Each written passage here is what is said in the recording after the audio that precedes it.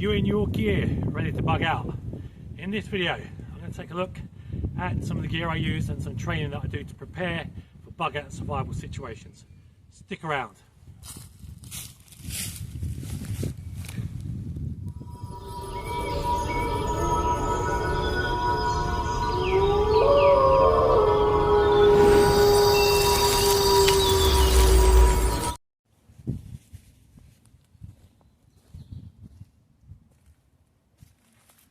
So I've got this forest that I've been using recently.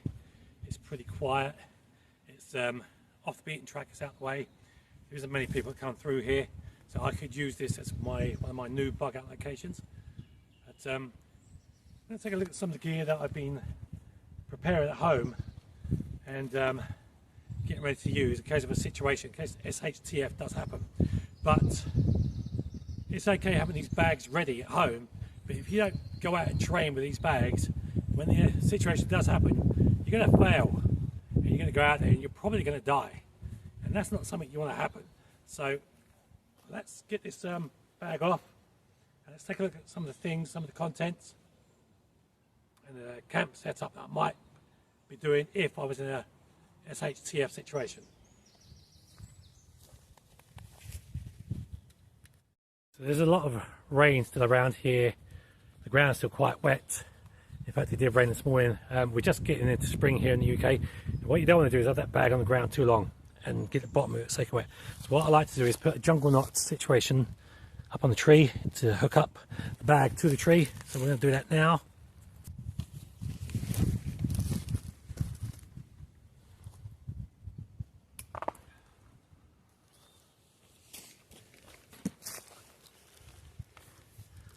Okay, so I brought this bag off eBay recently. And it's a very plain, basic bag with molly attachments, and it didn't come with anything. So it's I brought the IVAC individual first aid kit pouch and filled that myself. I've attached that to the bag. I then just last week, brought 2 molly attachment water pouches, one for either side, because it didn't come with them. And then obviously it was just plain zips, you know, very boring looking, so I've just added some paracord on all the zips just to make it look a bit better and to make it easier to open and close.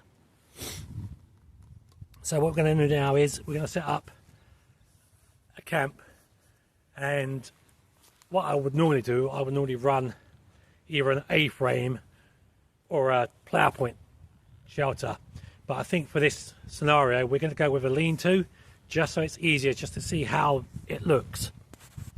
Having this bag hanging up on the tree gives you easier access to work from. So you're not bending over and then the bag's falling over every 5 minutes to get your gear out. You have to make things as easy as possible so you're not flapping around and having to waste time that you might not have, especially if it's cold or raining or snowing or a storm. So let's go and set up a camp so we can see what this looks like.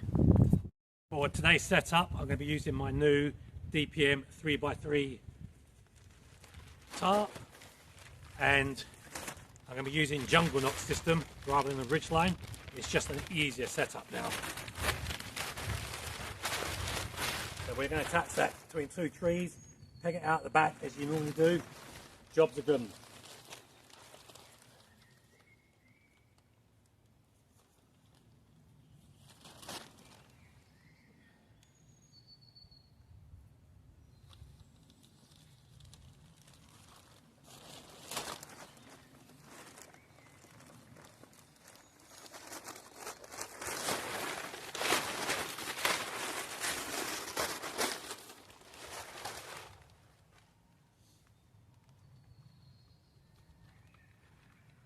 The thing about using jungle knot system is it's quick release, so if you had to leave in a hurry, you can.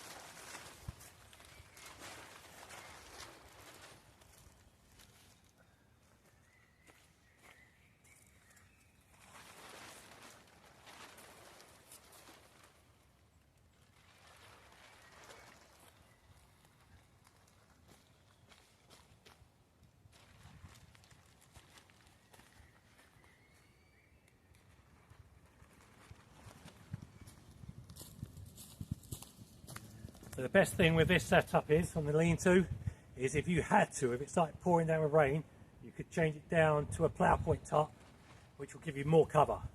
I'm just doing this just for an observation point, as you have 360-degree field of view. Let's get some gear under here and let's see what we got in that backpack. Okay, so with this kind of setup, you always want to make sure you've got something under you, something around you, aka your coats, your warm gear, your sleeping bag if it's too cold, and something over you to shelter you from any rain or snow or hail. And again, if it was to rain, you can lower this down. Again, you can put it into a plough point, so it gives you more cover. At the minute, this is not great cover, but it'll do because it acts like a sunshade. So this is going to be a two-part video. And in the next one, we'll do the sleep system that I'll be using. I haven't got it with me today, but let's take a look at some next bit of practice, bushcraft practice, carving wood or whatever you call it, to get that ready for fire.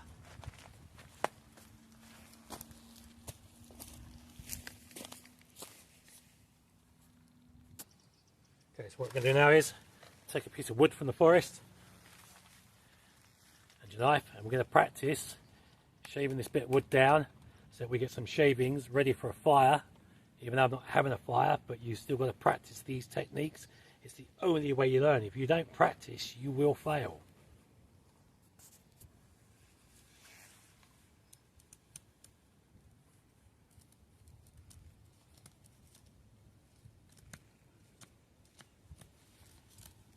So I don't know what kind of wood it is. I don't know if it's ash wood or hardwood. I don't know what the trees are in this forest, but I will study them. I will have a look. What we're going to do, because this wood is completely soaking wet,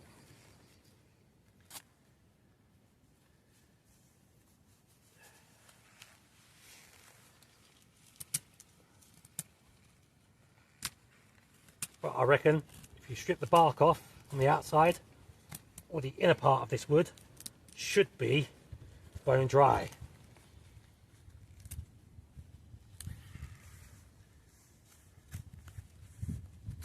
And yes, it is. Most of that wood inside is bone dry. So no matter if the shell on the outside is soaking wet, I'm guaranteed the inside should be dry. And also, another thing with this wood is if you forgot your pegs at home, you can make a spike to use these for pegs for your tarps. So that's also a good bushcraft skill to know, to learn. So yeah, the wood in here is dry. And all you want to do, this is kind of the wrong wood to start fires with anyway, from what I can see. But this does make for good pegs. And there's a lot of it around me, so there we go. That also makes stabbing weapon.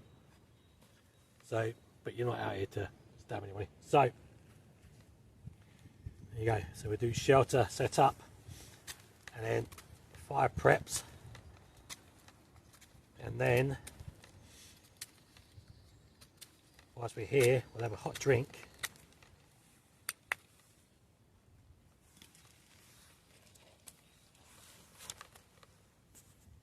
Sorry about that. The bloody phone just stopped. So the problem with these OEX stoves, this particular Hero one, is it's not very stable. I don't know why. But anyway, I was going to say, instead of bringing a big normal cup, which most people will bring, I will bring one of these folding cups. Takes up a lot less space in your bag, and they're just as good, just as easy to handle as a regular cup.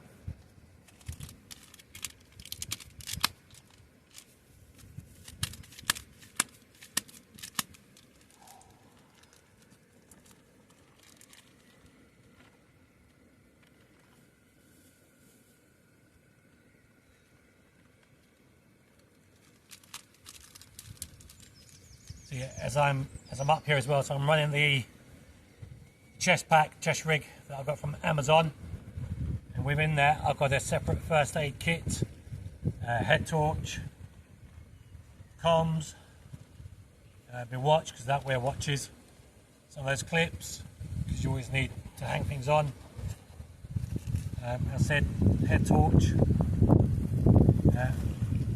cotton wool and Vaseline for fire lighting, lighter,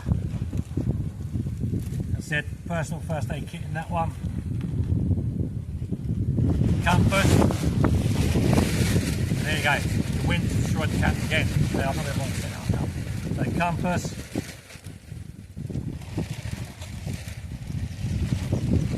and spare flashlight, black electrical tape,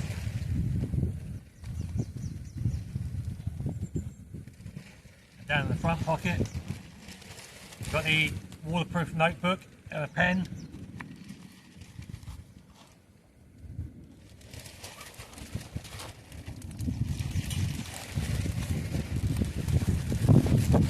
that's the gear I'm running in my chest pack for now. Obviously there will be more additions as time goes on.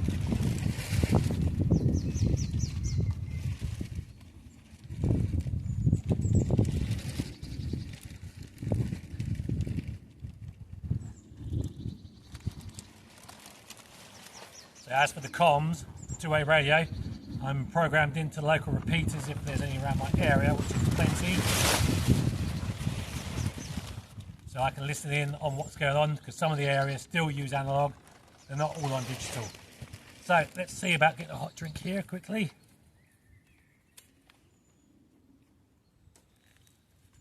As I said, using this folding cup, you're not going to get a lot of water in it, so don't fill it all the way to the top. But it serves its purpose.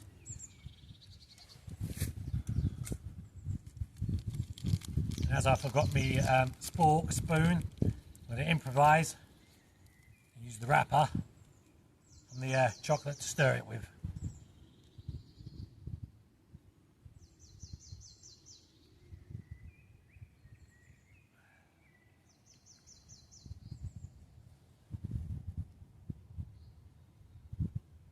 Obviously, leave no trace.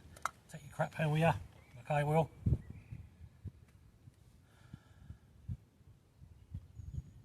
So, this wasn't planned, obviously. I didn't realise the wind was going to destroy my camp, but it has. But we will try this again another time.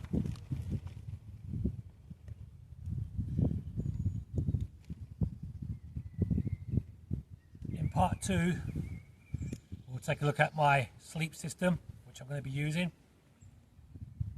Which is very standard. Everything I've got is very basic. It's the cheapest gear I can get. There's no point wasting money if it's going to get destroyed by weather. So if you like videos like this, please remember to subscribe, like, share, hit the thumbs up and bell notification for every time a new video drops. And I'll catch you all in the next video. I'm out of here.